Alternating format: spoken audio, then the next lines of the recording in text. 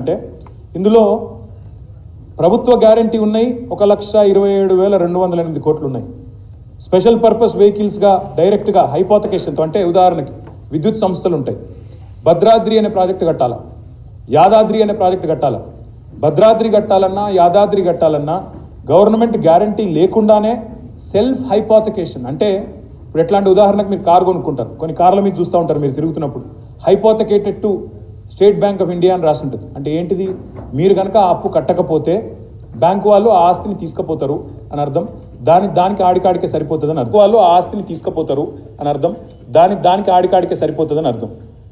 ప్రభుత్వ గ్యారంటీ ఉన్నవి 1,27,000 కోట్లు అయితే, ప్రభుత్వ హామీ లేని రుణాలు 59,000 కోట్లు అయితే, స్పెషల్ పర్పస్ వెహికల్స్ 1,18,557 కోట్లు అయితే, ఈ మూడింటిని కూడా కలిపి, ఈ 389కి కలిపి మొత్తం 6,71,000 కోట్లుగా చూపెట్టే ప్రయత్నం, ఒక దివాలాకోరు ప్రయత్నం ఈ ప్రభుత్వం చేస్తూ ఉంది. నేను రాష్ట్ర ప్రజలకు చెప్పేది ఏమంటే, మేము మొన్న డిసెంబర్ 3 నాడు దిగిపోయే నాటికి రాష్ట్రం మీద ఉన్న మేము తీసుకొచ్చిన నిధుల కూర్పు మొత్తం కలిపితే కేవలం 3,17,015 కోట్లు మాత్రమే.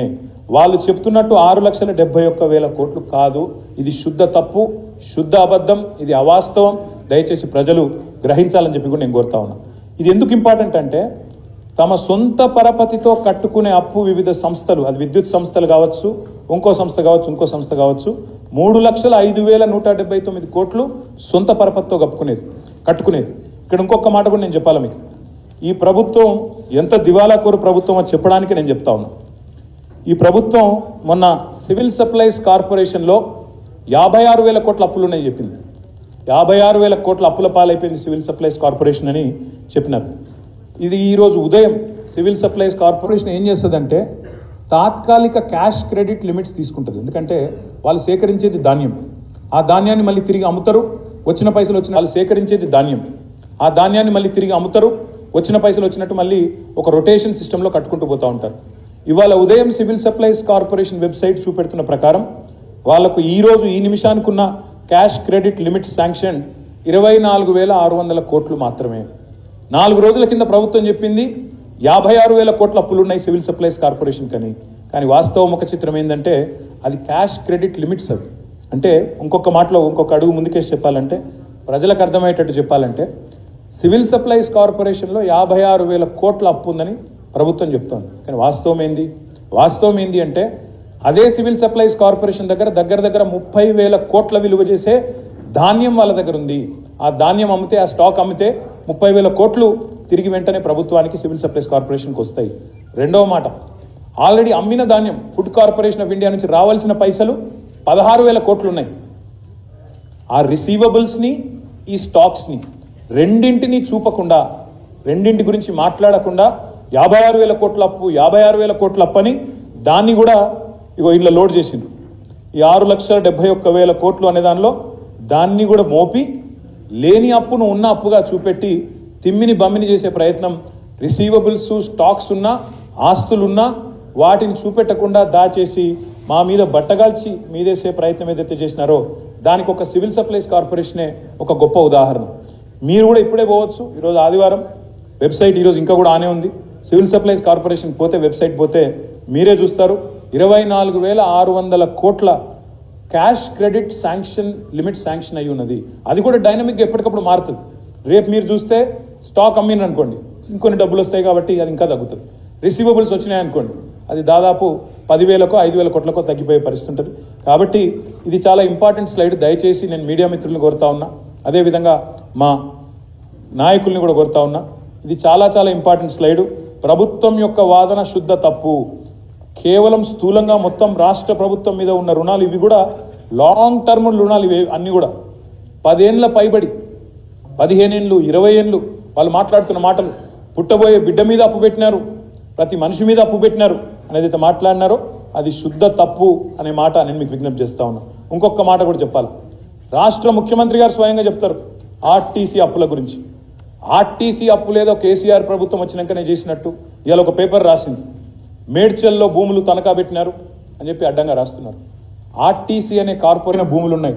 హైదరాబాద్ నడిబొడ్డులోని ఆర్టీసీ ఎక్స్ రోడ్స్తో సహా విలువైన భూములు ఎన్నో ఉన్నాయి. అవి కార్పొరేషన్ ఆస్తులు. కార్పొరేషన్ ఆస్తులు తనఖా పెట్టుకొని కార్పొరేషన్ లోన్ తెచ్చుకుంటే కూడా అది ప్రభుత్వమే చేసింది, ప్రభుత్వమే అప్పుల పాలు చేస్తుందని చెప్పి దుష్ప్రచారం చేసే ప్రయత్నం చేస్తున్నారు. సెల్ఫ్ సఫిషియెంట్ కార్పొరేషన్స్ ఏవైతే ఉంటాయో, సివిల్ సప్లైస్ కానీ, ఆర్టీసీ కానీ, ఎలక్ట్రిసిటీ, జెన్కో కానీ, ఇవన్నింటిని కూడా కలిపి లేని అప్పులు ఉన్నట్టుగా చేసే ప్రయత్నం ఏదైతే ఉందో, దీన్ని రాష్ట్ర ప్రజలు, మా నాయకులు, మీడియా మిత్రులు అందరూ కూడా దయచేసి గ్రహించాలని చెప్పి కూడా నేను మీకు విజ్ఞప్తి చేస్తా ఉన్నాను.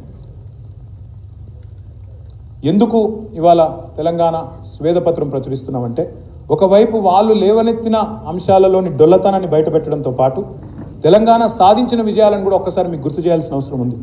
తెలంగాణను ఒక విఫల రాష్ట్రంగా చూపెట్టే ప్రయత్నం ఏదైతే చేస్తూ ఉన్నారో అది శుద్ధ తప్పు. తెలంగాణ ఇవాళ ఆకాశమంత ఎత్తున హిమాలయ పర్వత స్థాయిలో భారతదేశంలో ఒక ఆదర్శ రాష్ట్రంగా, అగ్రగామి రాష్ట్రంగా ఉన్నది. రాష్ట్ర ప్రతిష్టను దెబ్బతీసే ప్రయత్నం ఏదైతే వాళ్ళు చేస్తూ ఉన్నారో ఇది తప్పు అని చెప్పే ప్రయత్నం. మేము చెప్పిన ప్రతి లెక్క ఇదేదో నా సొంత కవిత్వమో, టీఆర్ఎస్ పార్టీ లెక్కనో, మా కేసీఆర్ గారు ఇచ్చిన లెక్కనో కాదు. వీటన్నిటికీ సోర్సెస్ ఏంటి అంటే RBI, reserve bank of India, controller and auditor general యొక్క లెక్కలు, పార్లమెంట్ సాక్షిగా కేంద్ర ప్రభుత్వం మినిస్ట్రీ ఆఫ్ స్టాటిస్టిక్స్ ప్రవేశపెట్టిన నివేదికలు, నీతి ఆయోగ్ వంటి సంస్థలు, అదేవిధంగా రాష్ట్ర కేంద్ర ప్రభుత్వంలోని ఇతర సోషియో ఎకనామిక్ సర్వేసు, అదేవిధంగా రాష్ట్ర కేంద్ర ప్రభుత్వాలు పెడుతున్న మరి లెక్కలే అని చెప్పి కూడా నేను మీకు విజ్ఞప్తి చేస్తా ఉన్నాం. మేము కేవలం తెలంగాణకు ఆస్తులు సృష్టించిన ప్రభుత్వం, పార్టీ మాత్రమే కాదు, తెలంగాణ అనే అస్తిత్వాన్ని సృష్టించిన పార్టీ, అస్తిత్వాన్ని సృష్టించిన నాయకుడు మా నాయకుడు పెద్దలు, అస్తిత్వాన్ని సృష్టించిన నాయకుడు మా నాయకుడు పెద్దలు కేసీఆర్ గారు అనే మాటను కూడా నేను మీకు గుర్తు చేస్తా ఉన్నా. ఇవి మచ్చుకు కొన్ని. నేను ఇక్కడ ఒక మాట అడుగుతా ఉన్నా. అక్కడ మీరు చూస్తున్నారు, ఆకాశమంత ఎత్తున భారతదేశంలో కాదు ప్రపంచంలోనే అతి పెద్దదైన 125 అడుగుల సమున్నత ఒక దళితుల ఆత్మగౌరవానికి, రాష్ట్రంలోని అణగారిన వర్గాల ఆత్మగౌరవానికి ప్రతీకగా నిలబడ్డ డాక్టర్ బాబాసాహెబ్ బిఆర్ అంబేద్కర్ గారు. ఈ ఆస్తికి ఎట్లా వెలువగడతారు మీరు? దాన్ని ఎట్లా కొలుస్తారు? ఏ లెక్కన కొలుస్తారు? ఎన్నో ఉన్నాయి. కానీ ఇక్కడ ఒక మాట కూడా మీకు చెప్పాలా, వాళ్ళు ఎంత దుర్మార్గం అంటే 60 ఏళ్ళ ఖర్చు వాళ్ళ శ్వేతపత్రంలో చూపెట్టింది. ఇది 60 ఏళ్లలో వాళ్ళ లెక్క ప్రకారమే, ప్రభుత్వ లెక్కల ప్రకారమే 4,98,000 కోట్లు ఖర్చు పెట్టిన 60 ఏళ్లలో తెలంగాణ మీద అని చెప్పి జనాభా ఆధారంగా గంపగుత్తగా 41.68% ఆఫ్ ద టోటల్ బడ్జెట్ మీకు ఖర్చు పెట్టినామని చెప్పి వాళ్ళు చెప్తారు. ఇక్కడ మేధావులు, విఘ్నులు మీరు ఎవరైనా సరే తెలంగాణ ఉద్యమంలో పాల్గొన్న వారైతే మీకు తెలుస్తుంది, మీకు యాదుకుంటుంది. ఆనాడు 56లో తెలంగాణ, ఆంధ్ర ఒక రాష్ట్రం అయినప్పుడు, ఉమ్మడి రాష్ట్రం అయినప్పుడు మొదటి మాట తెలంగాణ ఆంధ్ర పెద్ద మనుషుల ఒప్పందంలోని మొదటి మాట ఏంటంటే, తెలంగాణలోని ఆదాయం తెలంగాణలోనే ఖర్చు పెట్టాలి. తెలంగాణలోని ఆదాయం ఎక్కడైతే ఇదైతే ఉత్పత్తి అవుతుందో అది ఇక్కడే ఖర్చు పెట్టాలి అనేది మొట్టమొదటి కండిషన్ ఆ రోజు. మరి ఆ లెక్కన తీసుకుంటే ఆ ఆదాయం ఇక్కడ ఖర్చు కాలేదు, ఆంధ్రాకు మల్లుతుందని చెప్పే ఆనాడు 68లో ఉద్యమం వచ్చింది. ఉద్యమం వస్తే అప్పటి ప్రభుత్వం, అప్పటి ఉమ్మడి ఆంధ్రప్రదేశ్ ప్రభుత్వం ఒక కమిటీ వేసింది. ఆ కమిటీ పేరు లలిత్ కమిటీ, జస్టిస్ లలిత్ గారు, సారీ, ఆయన కంట్రోలర్ అండ్ ఆడిటర్ జనరల్ ఆయన లలిత్ కుమార్ కమిటీ. ఆ లలిత్ కుమార్ కమిటీ తేల్చింది ఆనాడే, తెలంగాణలోంచి వచ్చే ఆదాయం తెలంగాణలో ఖర్చు చేయడం లేదు, ఇప్పటికే డైవర్షన్ అయింది అని లలిత్ కుమార్ కమిటీ ఆల్రెడీ, ఆయన controller and auditor general of ఇండియాగా పనిచేసిన వ్యక్తి, కాగ్ హెడ్గా పనిచేసిన వ్యక్తి, ఆయన తేల్చి చెప్పారు. అది కూడా నమ్మకుండా మళ్ళీ ఒక కమిటీ వేసినారు. Justice Vashishtha Bhargava, supreme court judge Vashishtha Bhargava garu, ఆయనది ఇంకో కమిటీ వేస్తే ఆయన కూడా తేల్చిండు, తెలంగాణలోని ఆదాయం తెలంగాణలో ఖర్చు చేయడం లేదు, మళ్ళిస్తున్నారు అని. అందుకే ఈ శ్వేతపత్రంలో చెప్పిన ఈ లెక్క కూడా పచ్చి తప్పు, పచ్చి దగ. ఇది 4,98,000 కోట్లు ఖర్చు పెట్టినాం తెలంగాణలో అని రాష్ట్ర ప్రభుత్వం చెప్పిన మరొక అబద్ధం, మరొక తప్పు, సత్యదూరమైన మాట. ఈ 4,98,000 కోట్ల 53 రూపాయలు ఏదైతే వారు చూపినారో ఇది శుద్ధ తప్పు అనే మాట మళ్ళొక్కసారి ప్రజలు గుర్తించాలని నేను కోరుతా ఉన్నాను. నిజంగానే ఇంత పైసలు ఖర్చు చేస్తే తెలంగాణ ఉద్యమం వస్తుండేనా? నిజంగానే ఇన్ని పైసలు ఖర్చు చేస్తే తెలంగాణకు పోరాడవలసిన దుస్థితి వస్తుండేనా? తెలంగాణ పిల్లలు ప్రాణాలు కోల్పోయే పరిస్థితి వస్తుండేనా? ఒక్కసారి గుర్తు చేసుకోవాలని చెప్పి కూడా నేను కోరుతా ఉన్నా. ఇక్కడ విచిత్రం ఏమంటే, వాళ్ళే చెప్తారు 60 ఏళ్లలో మేము చేసిన ఖర్చు 4,98,000 కోట్లని. మళ్ళీ వాళ్ళే చెప్తారు అదే శ్వేతపత్రంలో గత 10 ఏళ్ల ఖర్చు తెలంగాణలో కేసీఆర్ ప్రభుత్వం పెట్టింది 13,72,930 కోట్లని వాళ్ళే చెప్తారు. అంటే 60 ఏళ్లలో నిజంగా ఒక నిమిషం, ఒక క్షణం, ఒక సెకండ్ కోసం ఇది వాళ్ళు చెప్పిన లెక్క కరెక్టే అనుకుందాం, అభూత కల్పన అయినప్పటికీ అనుకుంటే దానికంటే దాదాపు 3 రెట్లు ఖర్చు పెట్టిన తెలంగాణ ప్రభుత్వం ఏమో పని చేయలేదంటారు. కానీ వాళ్ళు మాత్రం 60 ఏళ్లలో పెట్టింది మాత్రం చాలా గొప్పగా పెట్టినాం, ఖర్చు పెట్టినాం అని చెప్పి మన ముఖ్యమంత్రి గారు, మన గౌరవ పెద్దలు కేసీఆర్ గారిని తూలనాడే ప్రయత్నం, తెలంగాణ రాష్ట్ర ప్రతిష్టను దెబ్బతీసే ప్రయత్నం వారు చేసినారు. అందుకే ఆస్తులు అస్తిత్వం సృష్టించిన పార్టీగా, తెలంగాణకు అద్భుతమైన సంపద సృష్టించిన